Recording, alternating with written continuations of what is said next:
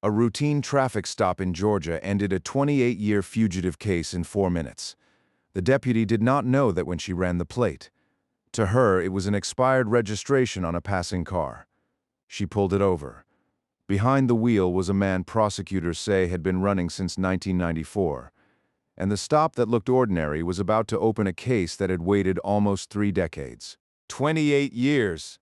That is how long he had been gone. The victim's family had waited 28 years for this moment.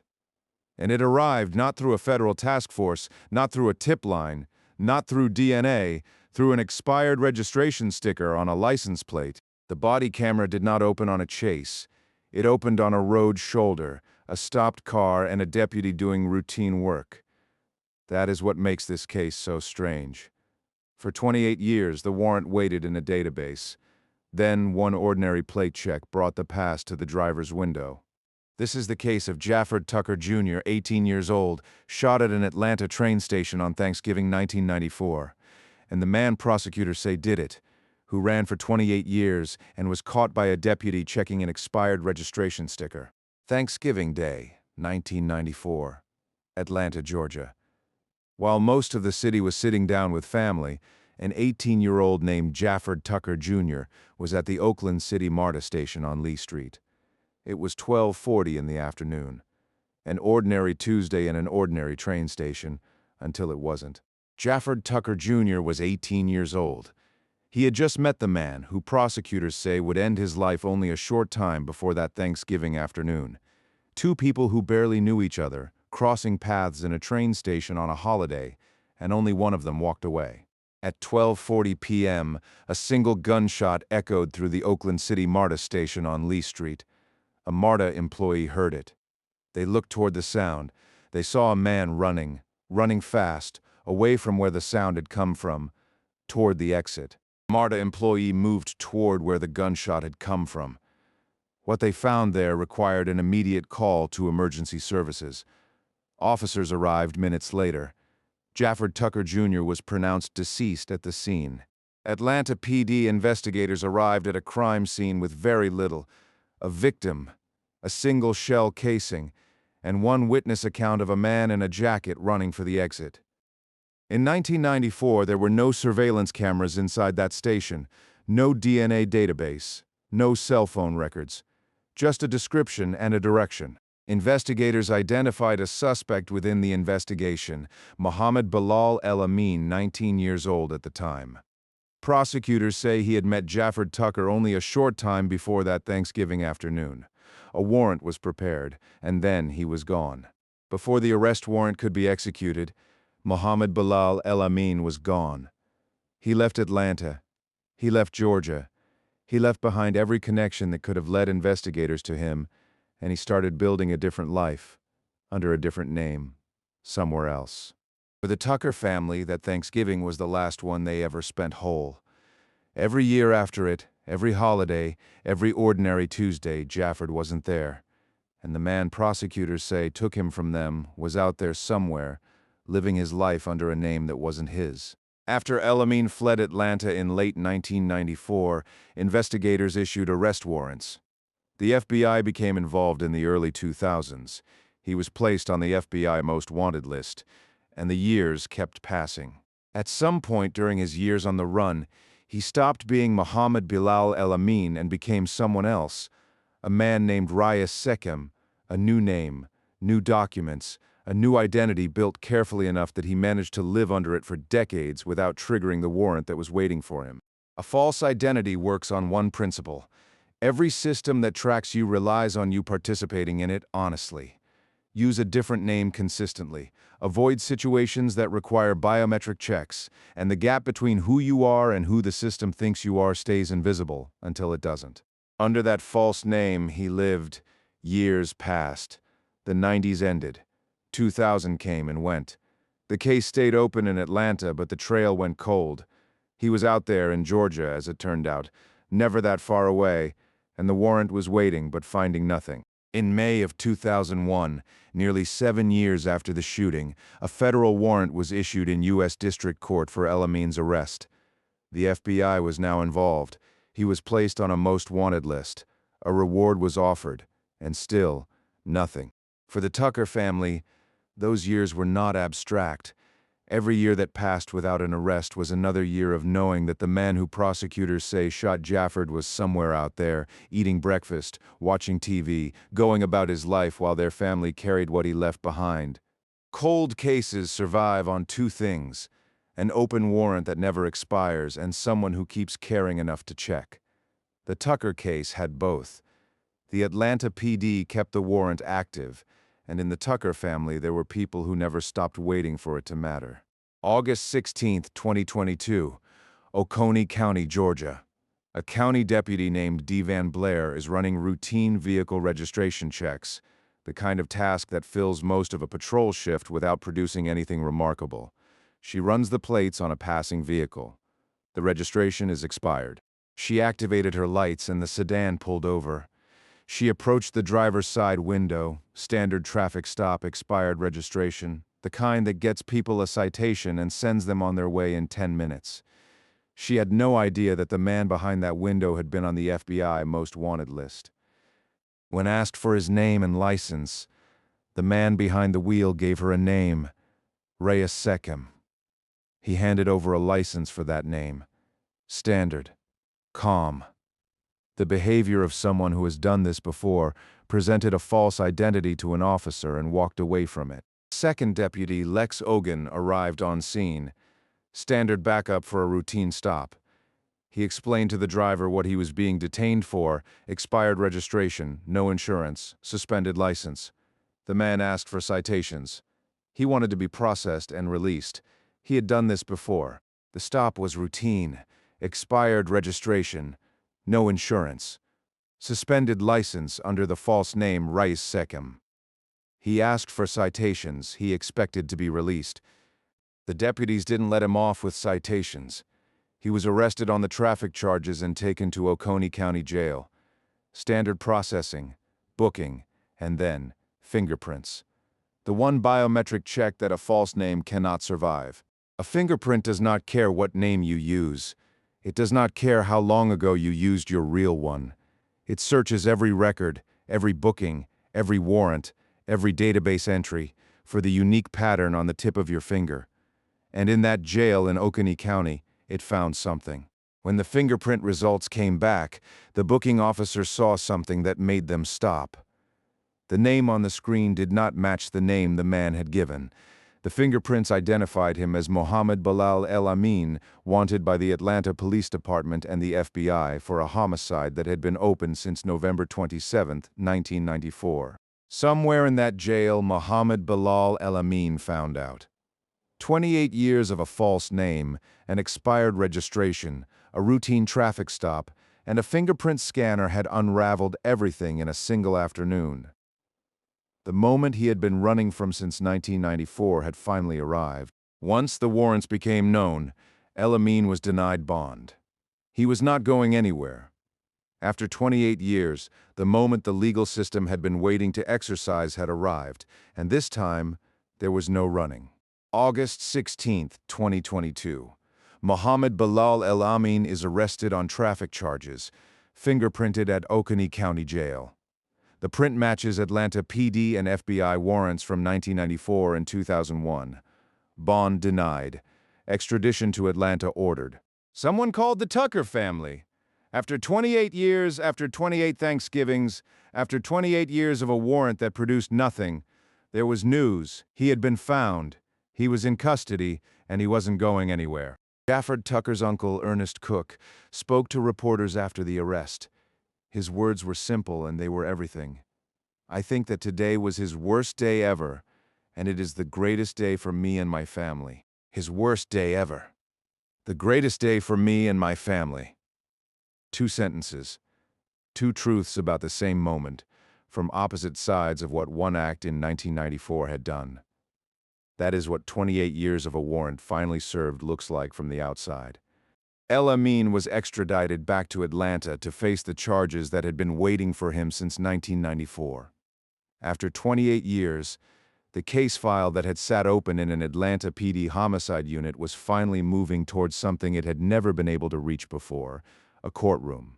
On February 24, 2023, 6 months after the traffic stop, a Fulton County grand jury formally indicted Mohammed Bilal El Amin on felony murder and aggravated assault charges. Fani Willis, then district attorney, said the indictment brought the victim's family some sense of closure. The arrest had been captured entirely on Deputy Blair's body camera. The footage showed the routine stop, the fake name, the arrest on traffic charges, and the quiet, unremarkable moment at the jail when everything changed. It showed what 28 years of running looks like when it ends. Ordinary. Body cameras changed something fundamental about cases like this one. Before them, the arrest of a long-term fugitive on a traffic stop would have been a written report and a booking photo. The body cam made it a document, a record of 28 years ending in 4 minutes on a Georgia roadside. Deputy Dave Van Blair was running routine checks. She did not know who he was. She did not have a tip. She did not recognize his face from a wanted poster. She ran a plate because an expired registration sticker was the kind of thing a deputy in Oconee County checks on a quiet Tuesday. And that was enough. 28 years of running is not dramatic. It does not look like a movie. It looks like a man at a kitchen table with a name that isn't his, paying bills under that name, driving a car registered to that name, and hoping that the one check that could end everything, a fingerprint, never happens. A false name can fool a records check. It can fool a license search. It can fool a credit check, an employer, a neighbor, a landlord. There is one thing it cannot fool. A fingerprint database that has your actual prints from decades ago, waiting. The Oakland City MARTA station on Lee Street in Atlanta still operates today. Trains come and go. Passengers pass through. The station does not know what happened inside it on November 27, 1994. But the Tucker family does. And now, so does a courtroom. 28 years late is not the same as never. The Tucker family knows this. Ernest Cook said it clearly. It was the greatest day for him and his family. That is what justice looks like when it is this delayed, not triumphant, not complete, but real. District Attorney Fani Willis said the indictment was meant to bring the victim's family some sense of closure. Not complete closure, that is not something the law can deliver. But an acknowledgement, this happened, this person will answer for it, and the system has not forgotten Jafford Tucker Jr. This case tells us something that investigators have known for years. Cold cases do not solve themselves through dramatic breakthroughs. They solve themselves through systems that keep running, warrants that don't expire, fingerprint databases that get bigger every year, and deputies who do their jobs on ordinary mornings. November 27, 1994 was a Thanksgiving. He ran from it for 28 Thanksgivings, and in the August between the 27th and 28th anniversary of what he did, an expired registration sticker on a Georgia road ended the running.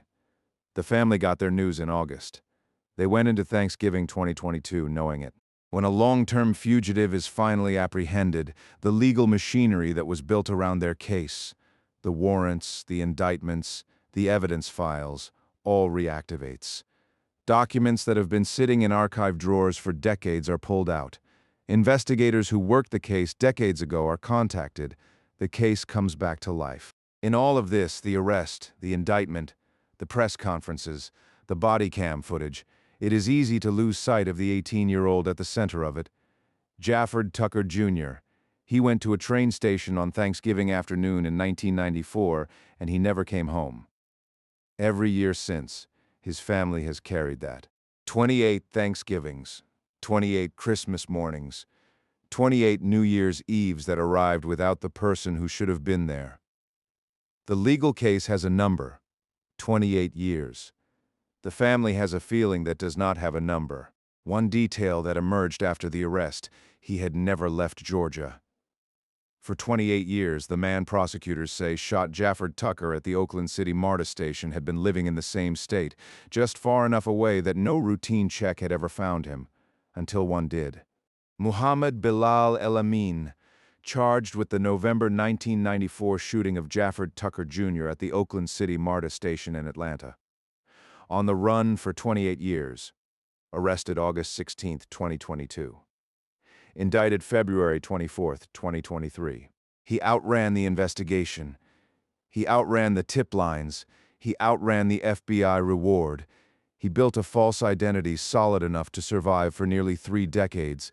But he could not outrun a government database that was quietly getting bigger every year, adding more prints, more records, more connections, waiting for the moment his hands touched a scanner. Most cold cases don't get this ending. Most families wait and the warrant stays open and nobody ever gets the call that the Tucker family got in August of 2022. What happened here was the system working as designed, but the system works this cleanly very rarely. Most families wait forever. El-Amin is now in the Fulton County system facing felony murder and aggravated assault charges. The legal process will run its course. The Tucker family will watch it run.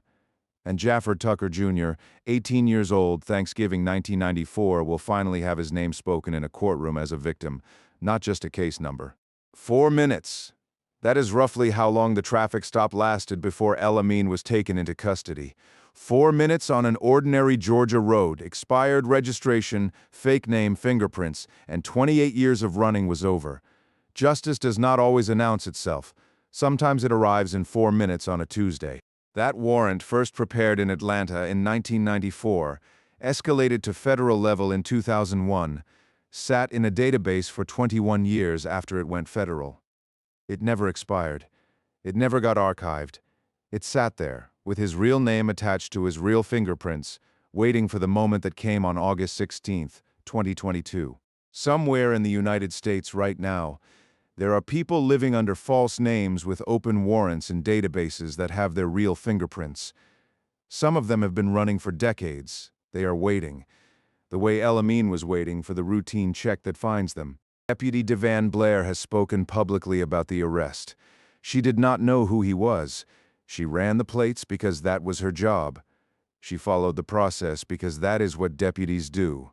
What she did not know, what she could not have known, was that she was about to close a case that had been open since she was a child. When the indictment was read in a Fulton County courtroom in February 2023, the name Jafford Tucker Jr. was spoken out loud in a legal proceeding connected to the man prosecutors say is responsible for his death. For the first time in 28 years, his name was in the room with the case.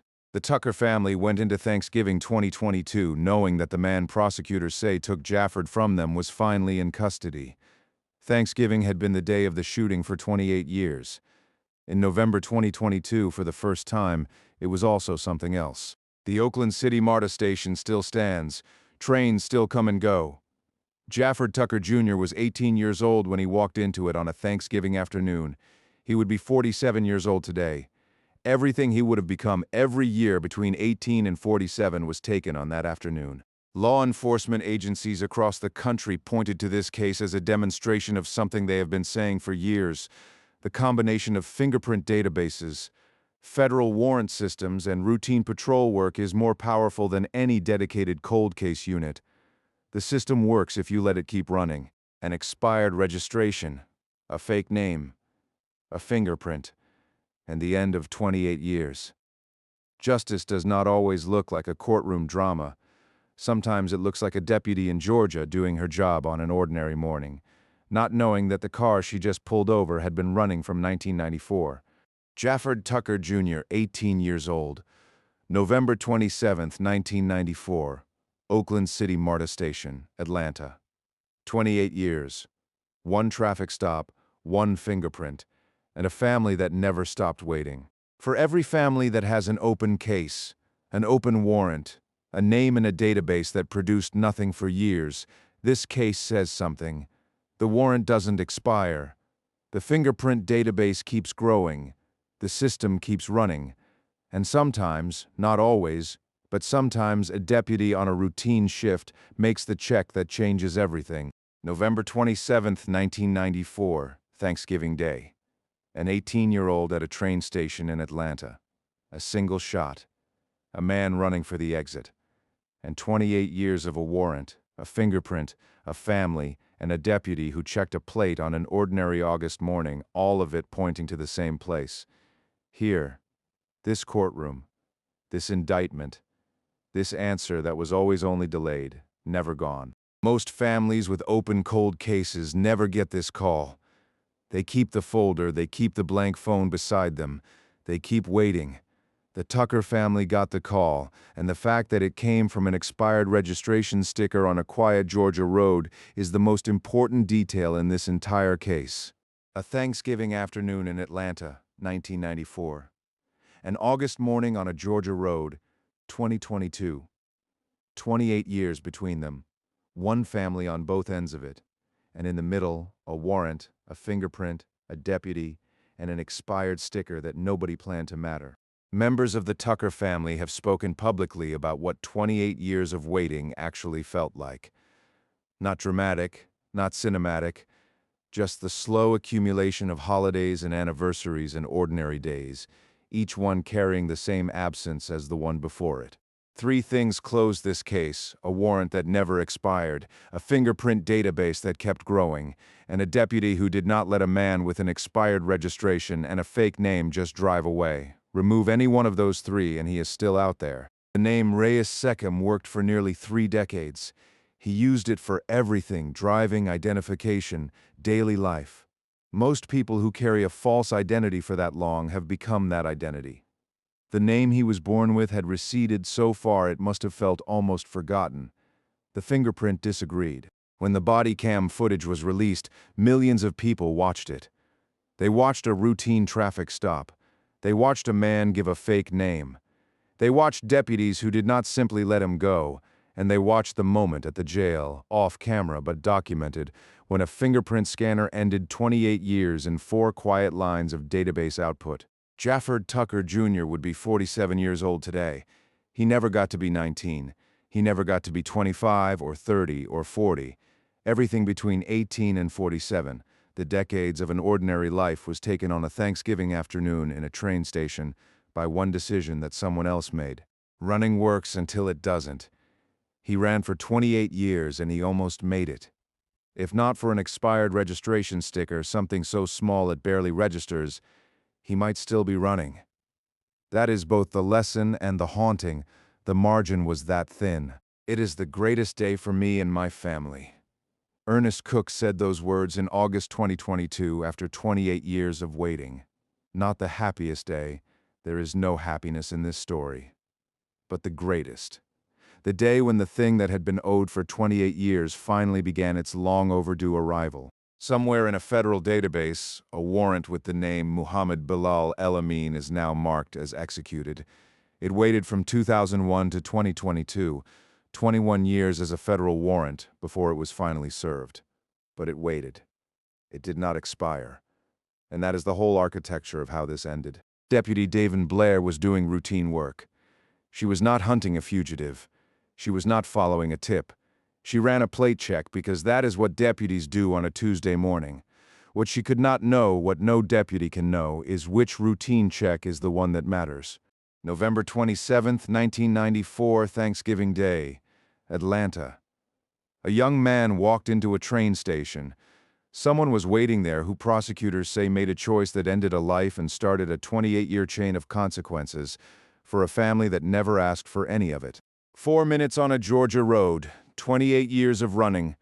One family, one warrant, one fingerprint, one deputy who did her job, all of it pointing to the same place. A courtroom in Atlanta where a case that started on Thanksgiving 1994 is finally being answered for. Sources for this investigation are in the description. Atlanta PD official press release, AJC 11 Alive, WSB TV, and Police 1 body cam coverage. All facts from verified public record. Jafford Tucker Jr.'s story is real. The family's wait was real. The fingerprint was real. If this case stayed with you, hit the like button, subscribe to Frond, and tap the bell. We cover real cases, real families, real systems. Jafford Tucker Jr. deserved to be remembered. We'll see you in the next one.